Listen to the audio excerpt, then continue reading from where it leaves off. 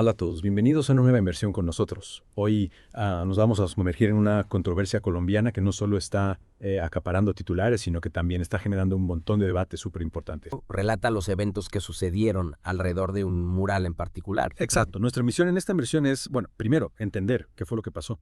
Segundo, entender por qué tiene a tanta gente conmovida.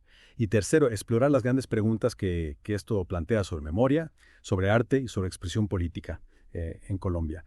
¿Listos para profundizar? Por supuesto, siempre listos para adentrarnos en estos temas tan complejos y tan relevantes. Bueno, comencemos por el principio.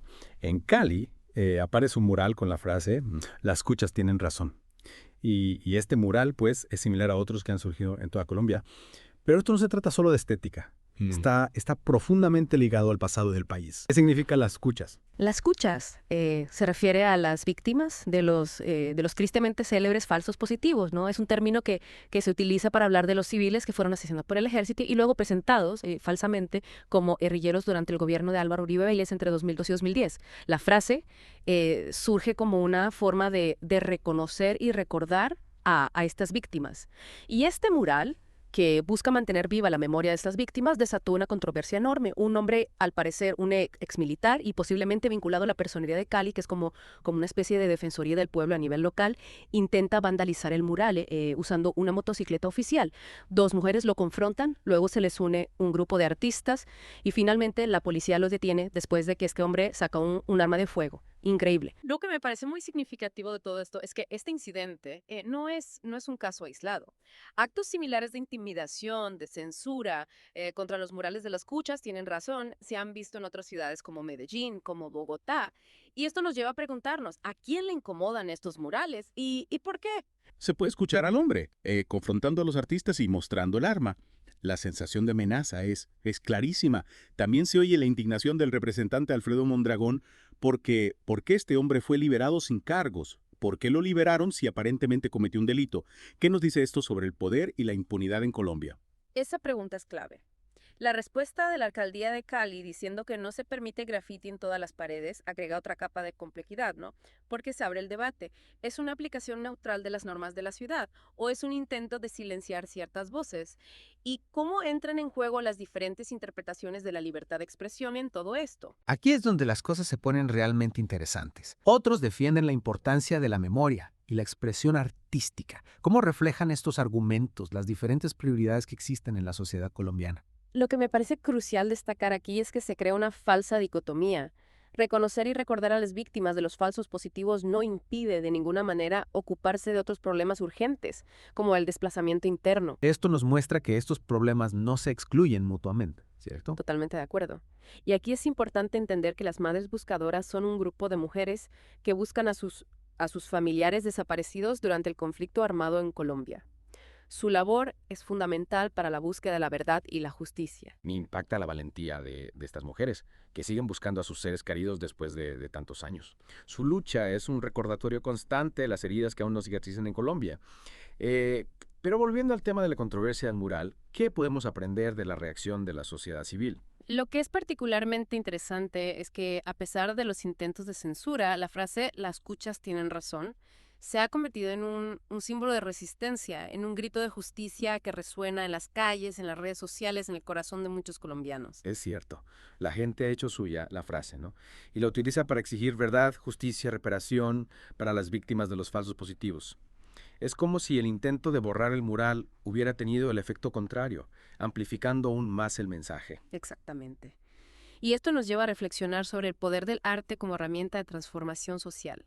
El arte tiene la capacidad de movilizar conciencias, de generar empatía, de romper el silencio, de impulsar el cambio. En este caso, el arte se ha convertido en un vehículo para la memoria, para la verdad, para la justicia. Los murales de las cuchas tienen razón. No solo recuerdan a las víctimas, sino que también interpelan a la sociedad, ¿no? La obligan a mirar al pasado y a construir un futuro diferente. Y lo que es aún más importante, estos murales están generando un diálogo nacional sobre un tema que durante mucho tiempo fue silenciado, un tema que aún genera dolor y controversia.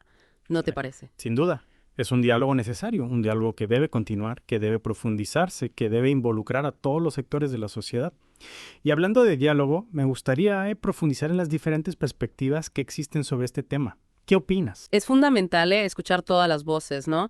Incluso aquellas que nos incomodan o que desafían nuestras propias ideas. Es interesante cómo este caso nos lleva a cuestionarnos cosas como, bueno, ¿cómo equilibramos el derecho a la libertad de expresión con el respeto a la memoria de las víctimas? ¿Dónde trazamos la línea entre el arte y el vandalismo en el espacio público? Y yendo aún más allá, ¿quién decide qué voces se amplifican y cuáles se silencian? Este debate va más allá de Colombia, ¿no? Es algo que se ve en muchos otros países también. Tienes razón. El arte, especialmente en el espacio público, siempre ha sido un catalizador de debates y controversias. Estos murales de las cuchas, tienes razón, no son solo imágenes bonitas, ¿verdad? Son declaraciones políticas que obligan a la sociedad a confrontar un pasado doloroso y a reflexionar sobre el presente. Totalmente. Y la reacción violenta que hemos visto, la intimidación, las amenazas, incluso la censura por parte de las autoridades, nos dicen mucho sobre las tensiones que todavía existen en Colombia en torno a la memoria histórica y la libertad de expresión.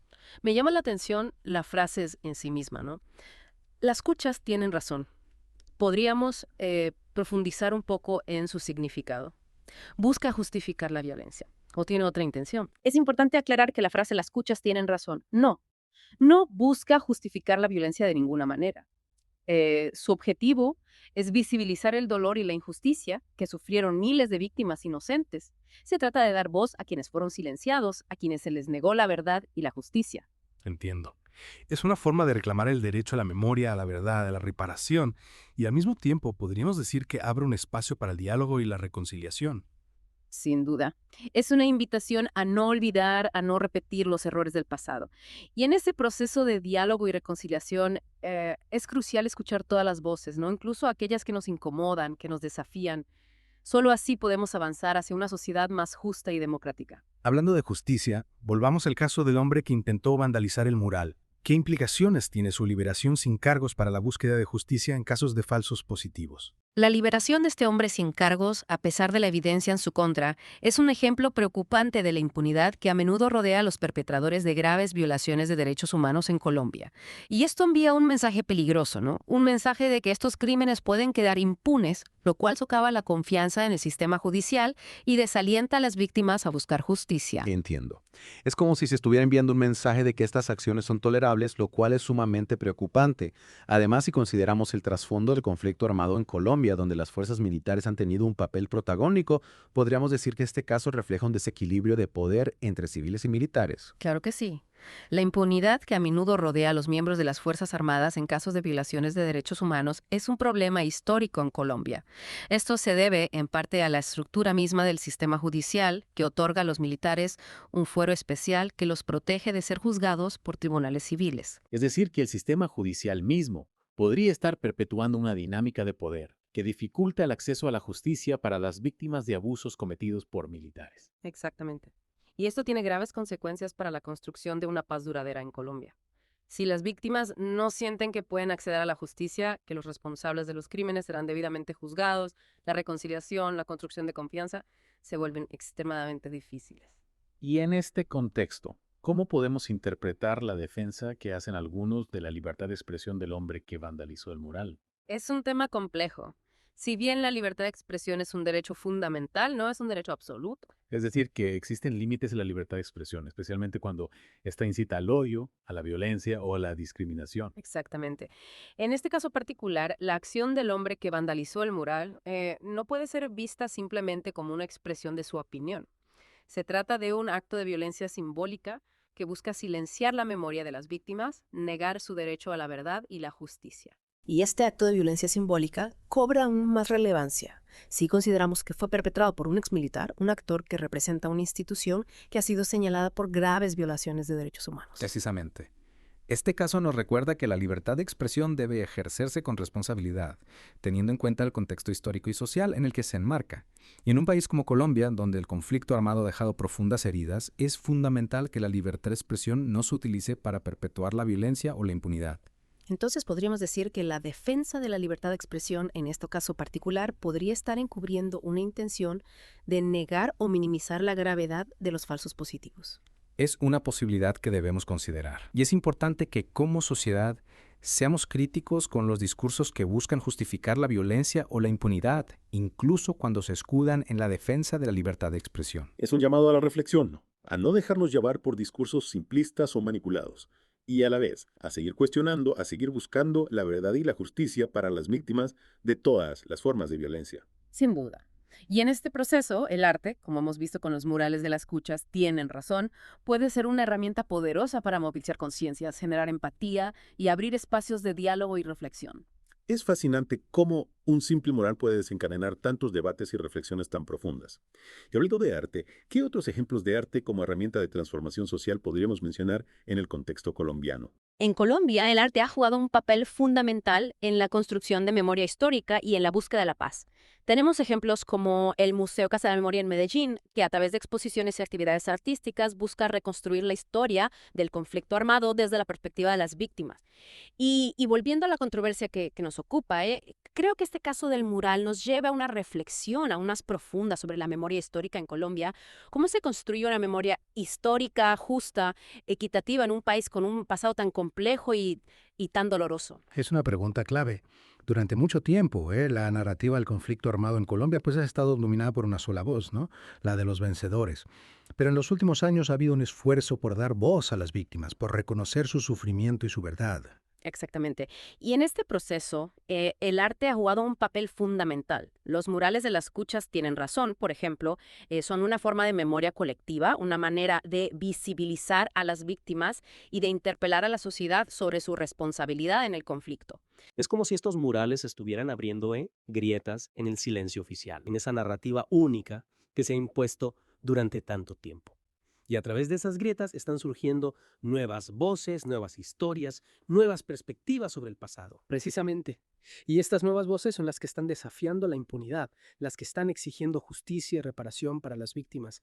Son las que están construyendo una memoria histórica, más completa, más diversa, más justa. Y en este proceso de construcción de memoria, ¿qué papel juega el diálogo? Porque hemos visto que este caso del mural, pues, ha generado mucha controversia, mucha polarización. ¿Cómo podemos dialogar sobre un pasado tan doloroso sin caer en la recriminación o la división? El diálogo es fundamental para la construcción de una memoria histórica compartida. Pero para que este diálogo sea fructífero, debe estar basado en el respeto, en la empatía y en la disposición a escuchar al otro, incluso cuando sus ideas nos incomodan o nos desafían. Es decir, que no se trata de imponer una verdad única, sino de construir un espacio donde las diferentes voces puedan ser escuchadas y donde se puedan reconocer las múltiples dimensiones del conflicto. Exactamente. Y en este espacio de diálogo, el arte puede jugar un papel muy importante ya que nos permite conectar con las emociones, con la sensibilidad, con la humanidad del otro. Claro, porque a veces las palabras no son suficientes para expresar el dolor, la rabia, la impotencia que genera la violencia. Y el arte, en cambio, nos ofrece un lenguaje diferente, un lenguaje que puede llegar al corazón y generar empatía. Y no solo empatía, sino también reflexión. El arte nos invita a cuestionarnos, a mirar el mundo desde otras perspectivas, a pensar críticamente sobre la realidad que nos rodea. Entonces, podríamos decir que el arte es una herramienta fundamental para la construcción de una sociedad más justa, más pacífica, más humana. Sin duda. Y en el caso de Colombia, un país que ha vivido tantos años de violencia, el arte se ha convertido en un instrumento esencial para la sanación, para la reconciliación, para la esperanza. Es inspirador ver cómo, a pesar de las dificultades, el pueblo colombiano sigue apostando por la paz, por la justicia, para un futuro mejor. Y en esta apuesta, el arte juega un papel fundamental. Totalmente de acuerdo. Y para terminar, quiero recordar a nuestros oyentes que pueden apoyar nuestro podcast Voces de Colombia para que podamos seguir amplificando estas voces, estas historias, estas reflexiones. Suscríbanse a nuestro canal de YouTube, denle me gusta a nuestros videos y compartan nuestro contenido con sus amigos y familiares. Gracias por acompañarnos en esta inmersión. Esperamos que les haya resultado interesante y que les haya motivado a seguir reflexionando sobre el poder del arte y la memoria en la construcción de un mundo mejor. Hasta la próxima.